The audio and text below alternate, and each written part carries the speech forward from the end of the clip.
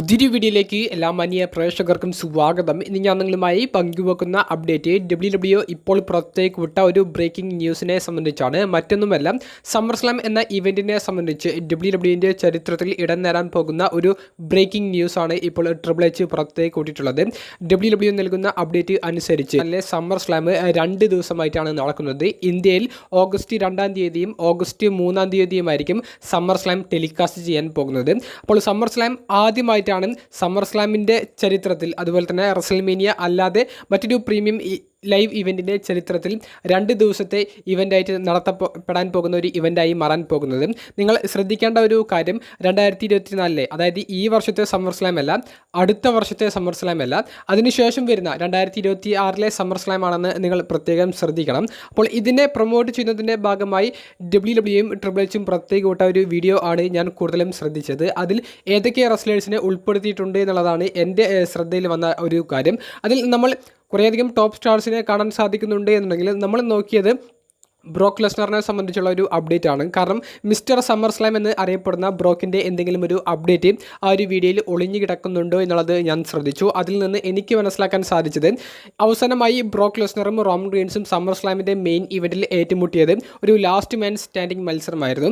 ആ മത്സരം അതിഗംഭീരമായിരുന്നു. ആ മത്സരത്തിലെ വലിയൊരു മൊമെൻറ്റ്, WWEയിൽ ഇതുവരെ ഒരു റെസ്ലറും ചെയ്യാത്തൊരു മൊമെൻറ്റ് ബ്രോക്ക് ചെയ്തിട്ടുണ്ടായിരുന്നത്. അദ്ദേഹം കൊണ്ടുവന്ന ആ ട്രാക്ടർ അല്ലെങ്കിൽ JCB ഉപയോഗിച്ചുകൊണ്ട് ആ റിങ് എടുത്ത് പൊന്തിക്കുന്നതും അവിടെ നിന്ന് റഫറിയും റോമൻ റീൻസും അങ്ങനെ വീഴുന്നതും റിങ് മൊത്തത്തിൽ അവർ അടിച്ച് തരിപ്പണമാക്കുന്നതുമൊക്കെ നമുക്ക് കാണാൻ സാധിച്ചു. അപ്പോൾ അതിൻ്റെ ചെറിയ ദൈർഘ്യമുള്ള കുറച്ച് സെക്കൻഡുകളിൽ നീണ്ടു നിൽക്കുന്ന ഒരു വീഡിയോ കൂടി WWE ഇതിൽ ഉൾപ്പെടുത്തിയിട്ടുണ്ട്. അപ്പോൾ അതിനർത്ഥം ബ്രോക്കിനെയും കൂടി അവർ ഇൻഡയറക്റ്റായി മെൻഷൻ ചെയ്യാൻ ആഗ്രഹിക്കുന്നു. എന്നാൽ ബ്രോക്ക് ലെസ്നറിൻ്റെ പിക്ചറൊന്നും അവർ കൊടുത്തിട്ടില്ല. മറിച്ച് Roman Reigns, Cody Rhodes, Logan Paul, Randy Orton, അതുപോലെ തന്നെ വുമൻസ് ഡിവിഷനിലെ ടോപ്പ് സ്റ്റാർസ് അവരെയെല്ലാം ഉൾപ്പെടുത്തിയിട്ടുണ്ട്. എന്തായാലും ബ്രോക്കിൻ്റെ ഇത്തരത്തിലുള്ള ഒരു മാച്ചിൻ്റെ വീഡിയോ കാണിക്കണമെന്നുണ്ടെങ്കിൽ ബ്രോക്കും അപ്പിയർ ചെയ്യാൻ സാധ്യത ഉണ്ട് എന്നുള്ളത് നമ്മൾ അതിൽ നിന്ന് മനസ്സിലാക്കേണ്ട ഒരു പോയിന്റുമാണ്.